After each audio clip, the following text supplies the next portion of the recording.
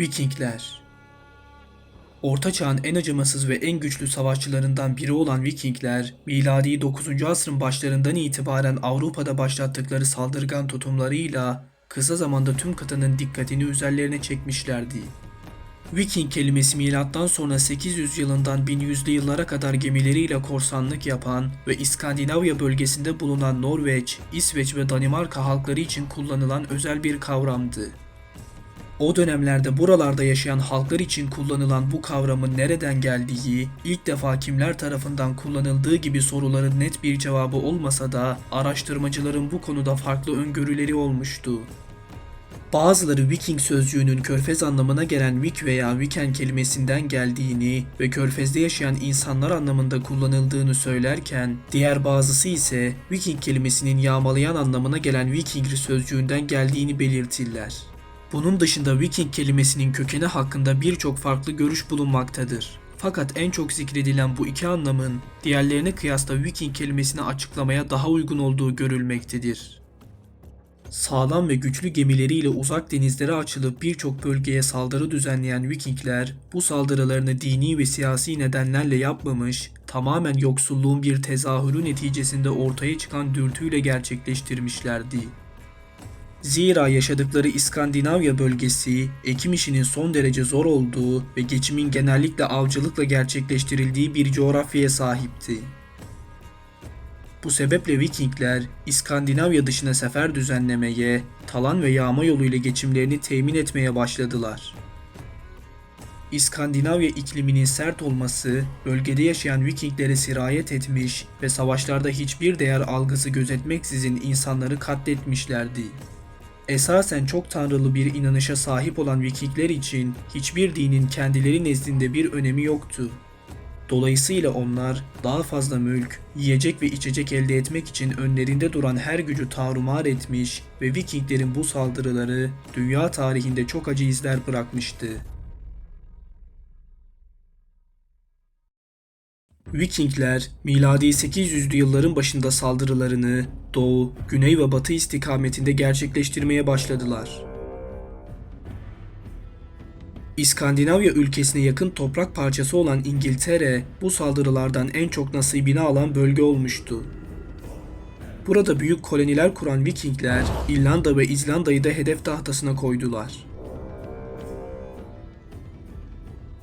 Vikinglerin bir kısmı ise güneye yönelerek Hollanda, Belçika ve Fransa topraklarına göz dikmişlerdi. O vakitlerde bu bölgelerin hakimi Karolinj Hanedanı idaresindeki Frenklerdi. İngiltere yanında bu bölgelere de saldıran Vikingler birçok yeri yağma ve tahrip ettiler. Hatta buralarda koloniler kurdular. Zamanın Avrupası Vikingler karşısında acınacak bir duruma gelmişti. Durmak bilmeyen Vikingler saldırılarını Fransa'nın batı sahillerine yaydılar. 843 senesinde Viking gemilerinden oluşan bir filo, Borda şehrini hedef tutarak Güney Fransa'yı ilerledi. Bu şehir Garonne Nehri vasıtasıyla denize bağlanmaktaydı. Vikingler şehre ulaşmak için bu nehre giriş yaptılar. Gemileri ince ve uzun bir tasarıma sahip olduğundan dolayı nehri geçme aşamasında fazla zorlanmamışlardı. Vikingler Borda şehrine saldırarak yağma ve talanda bulundular. Onların bu saldırısından dolayı şehir büyük hasara uğradı. Ardından bu filo Kuzey İspanya'ya yöneldi.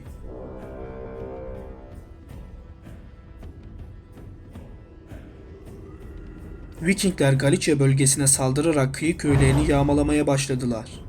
Bunun üzerine Asturias kralı 1. Ramiro topladığı birliklerle Vikingler üstüne yürüdü. Galicia'da yaşanan çarpışmalarda Asturias krallığı Vikinglere galip gelmeyi başardı. Bunun üzerine Vikingler daha da güneye inmeye karar verdiler. Nihayet 844 yılının Ağustos ayında 54 gemi ve bir o kadar kayıkla Endülüs Emevi devletinin elinde bulunan Lizbon şehrine ulaştılar ve bu şehre saldırılarda bulunarak yağmaladılar.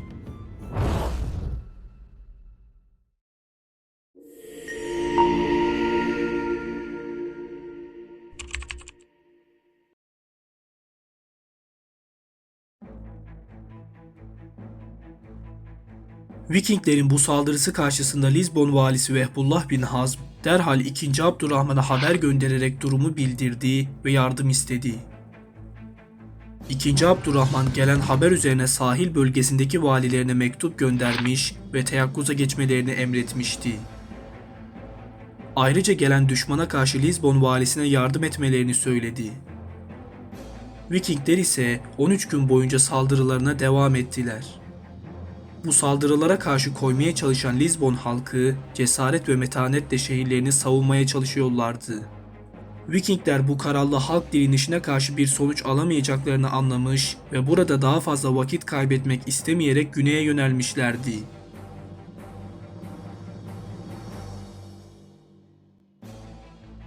Lizbon saldırısında fazla kayıp veren Vikingler kendilerine yeni hedef olarak Cadiz ve Şezune şehirlerini seçtiler.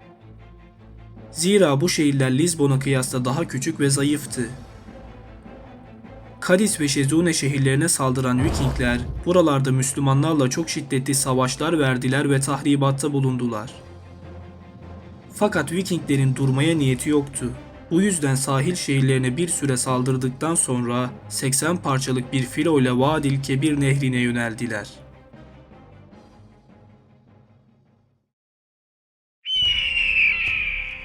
Vikingler Vadil Kebir nehrinde ilerlerken yolları üzerindeki köy ve kasabalara saldırmaya başladılar. İlk olarak Kaptel adıyla bilinen bir kasabaya uğrayıp bu bölgede 3 gün kaldılar. Bu müddet içerisinde Vikinglerden bir grup Kora bölgesine hareket etti. Kora'ya varan bu birlik burada yağma ve katliamlarda bulundu. Ardından Vikingler toplu bir halde yollarına devam ederek İşbiliye şehrine 2 mil uzaklıkta bulunan Talyata adlı yerleşim yerine saldırdılar. Burada yaşlı, çocuk ve kadın demeden herkesi şehit ettiler. Müslümanlar onlara karşı koymaya çalıştıysa da daha önce Vadil Kebir nehri üzerinden saldırıya uğramadıklarından ve Vikingler ile nasıl mücadele edeceklerini bilemediklerinden dolayı onlara karşı bir üstünlük sağlayamıyorlardı. O dönemlerde Endülüs Emevi devletinin güçlü bir donanması bulunmadığı için Vikingler nehirde de üstün vaziyetteydiler. Ardından Vikingler Talyata'dan ayrılarak İşbiliye'ye yöneldiler. Karşılarına çıkan Müslümanları yenilgiye uğratıp birkaç yerde mola verdikten sonra nihayet 25 Eylül 844 günü İşbiliye şehrine ayak bastılar. Şehir halkının çoğu bu Viking saldırısı karşısında Kermone başta olmak üzere iç kesimlerde bulunan dağlık alanlara çekilmek zorunda kaldı. Ancak çoğu Müslümanlardan oluşan bir grup İşbiliye'yi terk etmeyerek Vikingler ile çatışmayı tercih etti. İşbiliye halkının çoğunun dağlık alanlara kaçmasından sonra şehri müdafaa etmek bir hayli zorlaşmıştı. Buna rağmen az sayıdaki Müslüman grup şehri teslim etmemek için büyük bir kahramanlıkla düşmanla çarpışıyordu. Müslümanlar savaşamayacak kadar yaşlı olanları, kadın ve çocukları mescitlerde muhafaza ediyorlardı. Vikingler İşbiliye'deki bir mescide sığınan Müslümanları dışarı çıkarmak için ateşledikleri okları mescide fırlatmaya başladılar.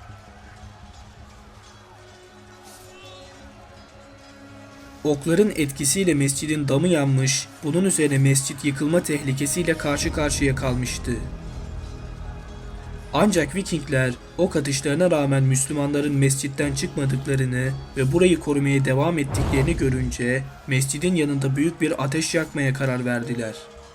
Vikinglerin yaktığı ateşin mescidin her yanını sarması neticesinde Müslümanlar ve Vikingler arasında büyük bir çatışma meydana gelmişti. 3 gün süren bu çatışmadan sonra Müslümanların çoğu Vikingler tarafından katledildi. Bu kanlı saldırıdan dolayı mescide daha sonra Müslümanlar tarafından Şehitler Mescidi denilecekti. Bu olay hakkında İbn Kutiye şunları anlatıyor. İşgalciler oklarını ateşleyip mescidin damına atıyorlardı. Damın bu oklarla yanan kısımları çöküyordu.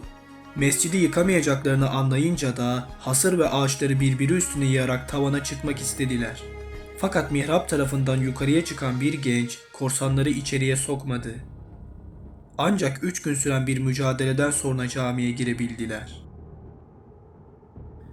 Böylece Vikingler İşbiliye şehrini işgal ettiler. İhtiyarları öldürmekten sakınmadıkları gibi kadın ve çocukları esir almaktan da geri durmadılar. Pek çok kadın ve çocuğu ellerine geçirdikleri ganimet, yiyecek ve giyeceklerle gemilere taşıdılar. Bu sırada İşbiliye şehrinden kaçmış olan halk bir süre sonra şehirlerini işgal eden Vikingler ile savaşmak için geri dönerek onlarla çarpıştılar. Fakat bir netice elde edemediler. Daha sonra İşbiliye'ye 2 mil yakın olan Talyata'da karargah kurmuş Vikinglerin karşılarına buralarda yaşayan insanlar çıkarak onlarla savaşmıştı. Ancak 1 Ekim 844 günü Müslümanlar bir kez daha yenilgiye uğrayarak çok sayıda esir ve kayıp verdiler. Vikingler karşılarına çıkan yerel halkı katlederek Ekim ayı boyunca bu bölgede terör estirmişti. Artık Endülüs Emevi devletinin başkenti Kurtuba için tehlike son derece yakın bulunuyordu.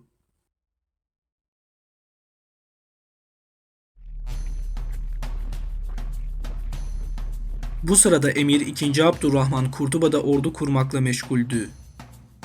Vikinglerin saldırısından sonra sınırdakiler de dahil olmak üzere tüm valilerine haber göndererek acilen Kurtuba şehrine gelmelerini emretmişti.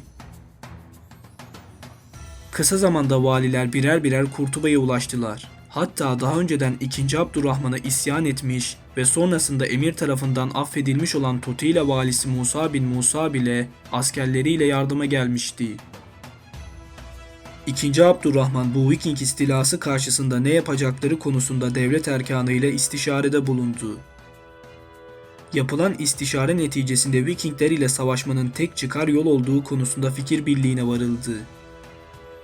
Savaş kararı alan II. Abdurrahman, Kurtuba'daki ordunun başına kumandan Nasr'ı getirdi.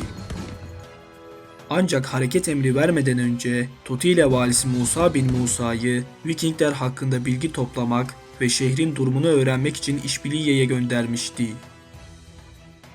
Musa bin Musa bölgeye vararak keşif yapmaya başladı. Yaptığı keşfin neticesinde şehri işgal eden Vikinglerin her gün şehir çevresine devriyeler çıkarttıklarını ve bölgeye yayılmış olduklarını fark etti. Ayrıca Viking ordusunun oldukça kuvvetli olduğunu gördü. Bunun üzerine Kurtuba'ya geri dönerek düşmanın durumunu II. Abdurrahman'a bildirdi. Musa bin Musa'nın verdiği bilgiler doğrultusunda ordusunu güçlendirmesi gerektiğini düşünen II. Abdurrahman, kuvvetlerini yerel güçler ile takviye etti. Ayrıca zaman kazanmak için Hacip İsa bin Said'in kumanda ettiği ve içerisinde Abdülvahid el-İskenderani, Muhammed bin Rüstem ve Abdullah bin Küleyb'in bulunduğu bir süvari birliğini süratle yola çıkardı. Çok geçmeden bu süvari birliği İşbiliye'ye hakim Eşşeref diye bilinen yere ulaşmıştı. Süvarilerin şehre girişiyle Müslümanlar ve Vikingler arasında ilk çarpışmalar meydana geldi. Kaynaklar bu ilk savaşta 70 kadar Viking'in öldürüldüğünden bahsederler.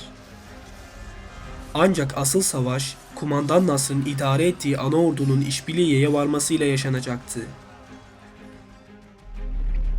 Endülüs Emevi kumandanı Nasr, nihayet asıl orduyla beraber yanında Tutila valisi Musa olduğu halde İşbiliye'ye ulaştı.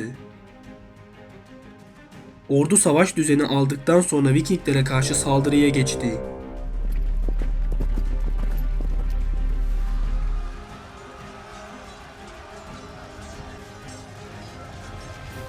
Müslümanlar çetin bir mücadelede bulundular. Sonunda Vikingler pes ederek geri çekilmeye başladı. Böylece Endülüs Emevi ordusu İşbiliye şehrini Viking işgalinden kurtarmıştı.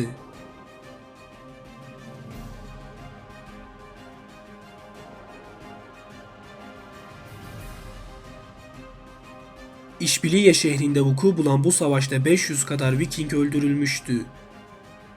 Vikingler nezdinde bu sayı ciddi bir rakamdı. Bununla birlikte Endülüs Emevi ordusu 4 tane Viking gemisini ele geçirmiş ve gemilerin içindeki ganimeti aldıktan sonra onları yakarak imha etmişti. Bunun üzerine Vikingler çekildikleri Talyate bölgesine askeri üs olarak kullanmak istediler.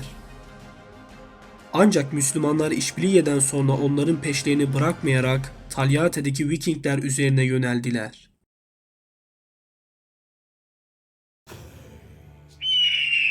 Endülüs Emevi ordusunun İşbiliye'de kazandığı zaferden dolayı morali yerindeydi.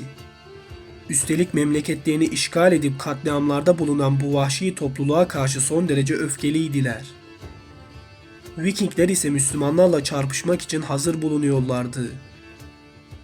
Nihayet kimi tarihçilere göre 11, kimilerine göre 17 Kasım'da gerçekleşen büyük savaş, Müslüman ordusunun hücum etmesiyle başladı.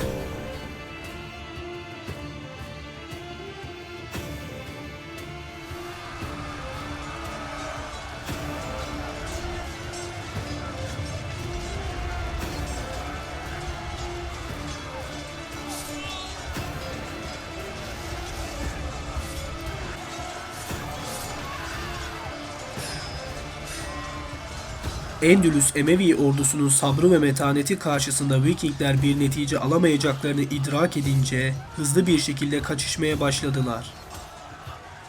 Böylece Endülüs Emevi ordusu Vikingleri bir kez daha yenilgiye uğratarak onlara İslam ordusuyla savaşmanın halkı kılıçtan geçirmeye benzemediğini en iyi şekilde göstermişti.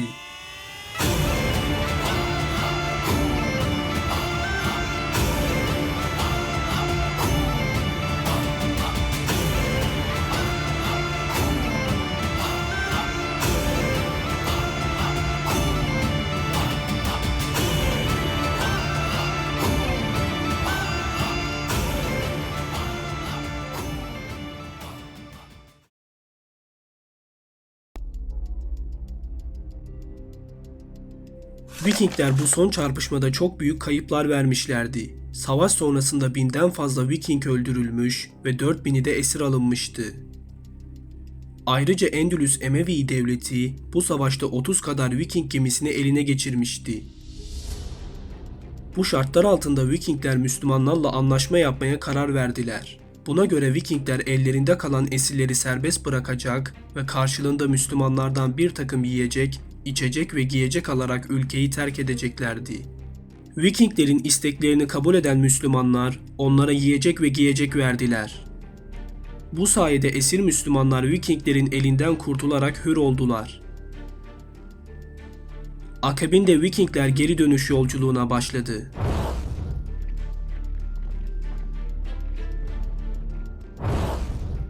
Fakat dönüş yolculuğu sırasında anlaşmaya uymayıp Leble, Bağce ve Lizbon şehirlerine saldırarak yağmalarda bulundular. Bu yağmalardan sonra Vikingler nihayet gemilerine binerek Endülüs'ü terk ettiler.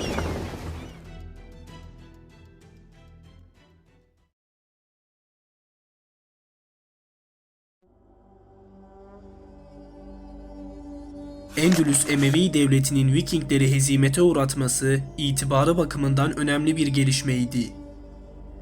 Zira Endülüs topraklarına ayak basmadan önce İngiltere ve Fransa gibi bölgelere saldırı düzenleyen ve buralarda yaşayan halkın korkulu rüyası haline gelen Vikinglerin Müslümanlar tarafından yenilgiye uğratılması Endülüs Emevi devletinin gücünü ortaya koymaktaydı. Nitekim 2. Abdurrahman öldürdüğü Vikinglerin kellelerini komşu devletlere göndererek Endülüs Emevi devletinin gücünü göstermek istemişti. İbn İzari, 2. Abdurrahman'ın bu zafer haberini her tarafa duyurduğunu ve özellikle Tancalılara mektup göndererek Allah'ın Vikinglere verdiği felaketi bildirip kumandanları da dahil olmak üzere 200 Viking'in başını onlara yolladığından bahseder. Vikingler ise bu saldırıdan sonra Endülüs Emevi devletinin gücünü, kendini savunma ve karşı koyma kararlılığını görerek bundan sonra onlarla olan münasebetlerini iyileştirme ve sulh yapma lüzumunu anladılar. Bunun için iyi münasebetler kurmak maksadıyla bir mektup ve bir takım hediyeler ile elçilerini 2. Abdurrahman'la diplomatik görüşme yapmak üzere Kurtuba'ya gönderdiler. Bu elçiler iyi şekilde karşılanıp Kurtuba'da kaldıkları süre boyunca dostça ağırlandılar. 2. Abdurrahman Viking liderinin Müslümanları yakından tanımak için memleketine davet ettiğini duyunca bunu memnuniyetle kabul ederek İskandinavya bölgesine bir heyet göndermeye karar verdi. 2. Abdurrahman değerli hediyelerin eşliğinde en güvendiği diplomatlardan biri olan Yahya bin Hakem el-Gazzal başkanlığında bir heyeti gitmek üzere hazırlayarak gelen Viking elçileriyle beraber yola çıkartmıştı. Kaynaklar bu yolculuğun uzun ve çetin geçtiğini zikretmektedirler. Ancak her şeye rağmen heyet, Viking liderinin bulunduğu adaya ulaşmayı başarmıştı.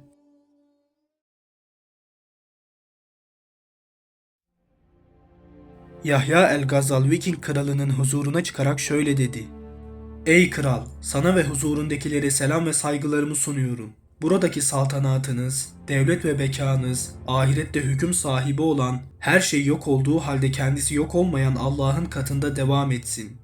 Son söz ve dönüş ancak O'nadır." Tercüman bu konuşmayı krala tercüme edince onu beğenen kral, "Bu adam bir filozof ve dahidir," dedi. Daha sonra 2. Abdurrahman'ın mektubu takdim edilerek okunup tercüme edildi. Kral mektubu ve kendisine takdim edilen hediyeleri çok beğendi. Törenin bitiminden sonra Kurtuba heyeti misafir edildikleri konaklara götürüldüler. Müslümanların adaya ayak basmasının anısına birçok yöresel ve milli şölenler düzenlenmişti. Bu şölenler Müslümanların Vikinglerin yaşam tarzı hakkında malumat sahibi olmalarını sağlamıştı. 2 aylık süre zarfında Viking kralı ile barış müzakereleri yürüten Yahya el-Gazzal, devletinin çıkarları istikametinde bir anlaşmaya vararak Kurtuba'ya geri dönmüştü. Ne var ki Vikingler ile Endülüs Emevi devleti arasındaki bu barış, 2. Abdurrahman dönemi ile sınırlı kalacak ve Vikingler Abdurrahman'ın oğlu Muhammed devrinde Endülüs'e yeniden saldıracaklardı.